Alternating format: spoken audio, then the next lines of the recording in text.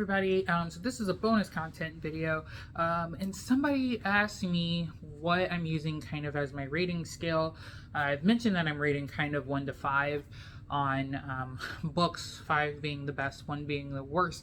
But like, what makes a book a 5? And so I was like, that's a really great question. I hadn't quite thought about it, but I found this lady online who posted a blog kind of about what she thinks about books, and I totally agree with her rating system. And so that is kind of where my brain goes, how my brain processes any of that. So basically, if it is a 5, that means it is absolutely amazing. I couldn't put the book down. I was reading, I laughed, I cried. It was just so good.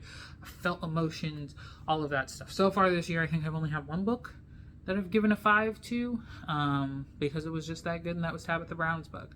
Because it just literally, you can ask my husband, I did not put that book down. So that is what a 5 is. A 4 would be like, it's a great book, would recommend it. There's just something that doesn't quite make it a 5, and it's probably something emotional related.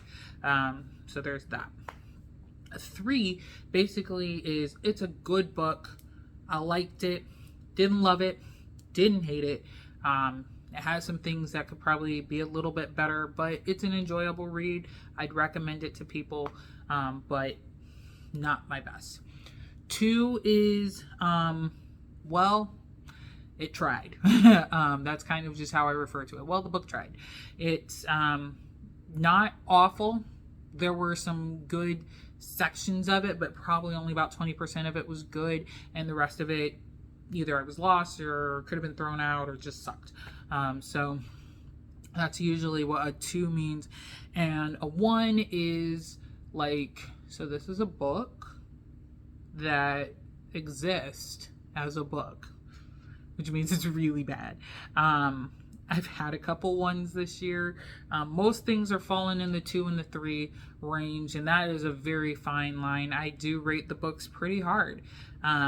So hopefully that helps you guys, and hopefully you guys will use that as part of your own rating system. You know, just kind of as you're reading books, especially if they're books that I suggest, by all means, rate them yourselves. Get interested in kind of what the book is actually saying and what the book makes you feel and all that stuff. That's usually really kind of what I go by, is how do I feel when I'm reading the book? Do I feel excited? Am I excited to pick up the book and read it? Or do I just kind of feel like, I'm reading a book? That definitely changes some of my rating, as well as the author's writing style. Are there lots of mistakes? Is there grammar stuff that we have to worry about? This is just reading something the other day that had a lot of grammar mistakes in it. And I don't remember what it was.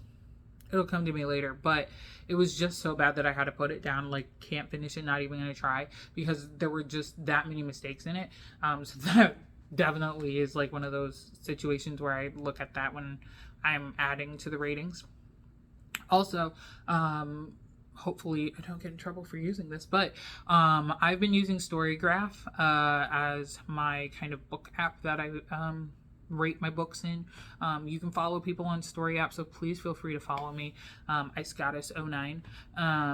That is the way that I've been rating, so you can kind of read some more of my ratings on there, see some of the books that I've been reading. You can follow people's to read piles and all that stuff. So by all means, join me on Storygraph. It's a really enjoyable app, and it's not a mainstream app like Goodreads. So those are your options. So hopefully that helps you guys understand a little bit more how I'm rating things. And I look forward to seeing you guys in future book rating videos. Bye.